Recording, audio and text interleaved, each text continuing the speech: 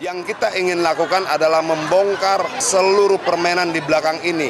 Di mana prosesnya yang bisa kita harapkan hak angket. Kenapa? Di situ nggak ada pamannya. Di fraksi soal angket sekarang suaranya gimana, Bang? Solid. Di fraksi solid, teman-teman relawan 01 dan 0. Ya kalau saya sebenarnya simpel aja. Angket itu adalah cara terbaik ketika kemudian hari ini kondisi pemilunya seperti ini. Di fraksi soal angket sekarang suaranya gimana, Bang? Solid. Di fraksi solid, teman-teman relawan 01 dan 03 juga sudah membuka komunikasi. Ini kan gini, siapapun yang mendiamkan kecurangan juga berlaku curang. Siapapun yang mendiamkan kejahatan juga melakukan kejahatan.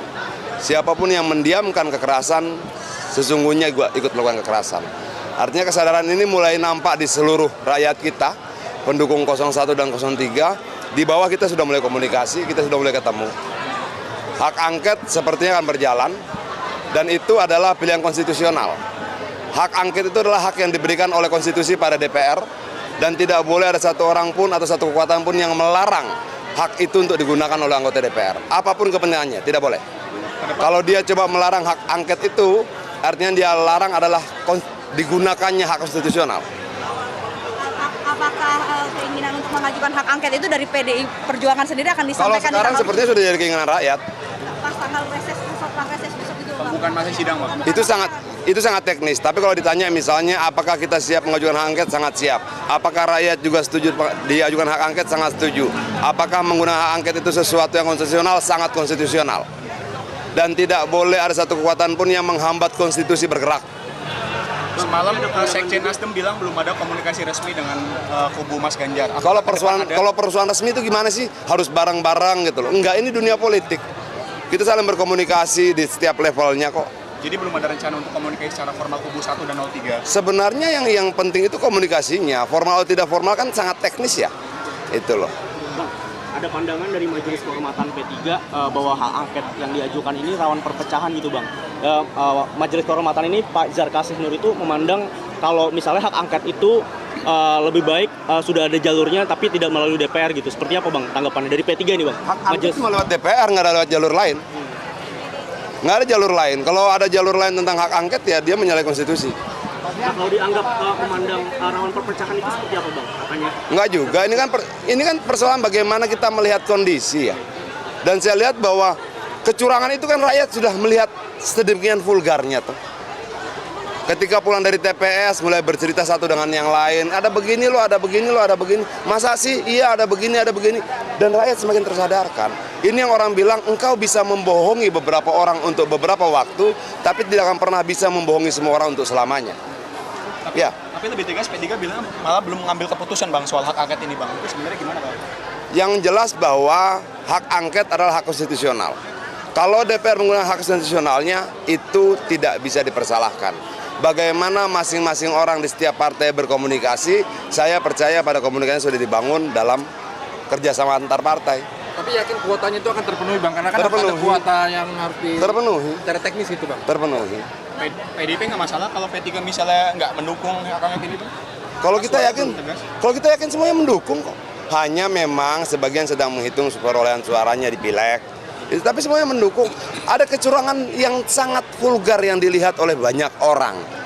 Terus kita mau memilih berdiam diri begitu? Nggak ada. Masifnya proses yang penuh dengan kecurangan ini tidak memberikan kita pilihan untuk berdiam diri. Nggak ada. Kalau kita diamkan ini, jangan harapkan pemilu berikutnya akan lebih baik. Orang yang berkuasa dengan kecurangan akan mempertahankan kekuasaannya dengan kecurangan dan dengan kecurangan dan kecurangan. Orang yang berkuasa dengan kebohongan akan mempertahankannya dan kebohongan kedua, ketiga, keempat dan sebagainya. Sudah itu kok aturan alamnya. Tapi kalau objeknya apa? Ini ujungnya apa, pemakzulan Jokowi atau gimana? Nggak ada yang bicara pemakzulan Jokowi, angketnya belum berproses kok. Tapi ujungnya Kalau objeknya, Mana kita tahu? kalau objeknya apa sebenarnya, Bang? Nah, Karena kita kan mau KPU membongkar Bawaslu bukan dong. eksekutif, Bang. Apa? Kalau Bawaslu KPU itu bukan eksekutif, jadi Iya, bukan. tapi kan ada banyak eksekutif lain yang terlibat juga toh. Dan biar bagaimanapun juga sebenarnya KPU dan Bawaslu itulah lembaga negara. Hak angket ini bisa menyentuh siapapun. Itu selama dia lembaga negara dan menggunakan uang negara, kenapa APBN-nya kan DPR yang rumuskan? DPR itu punya satu tugas, namanya melakukan pengawasan. Apa yang diawasi? Pertama, undang-undang yang dia putuskan. Dia harus awasi dalam pelaksanaan undang-undang itu ada kesalahan, kelalaian, penyimpangan atau tidak. Kedua, apa yang diawasi? Budget, anggaran. Kenapa dia yang buat? Dia harus mengawasi produk yang dia buat. Berarti termasuk Presiden dan Kementerian Pertahanan dalam hal ini. Loh, semua yang menggunakan APBN berhak diawasi oleh DPR dong. Gimana? Bang, Pak Andi Masa kita buat APBN lalu kita cuek-cuek aja?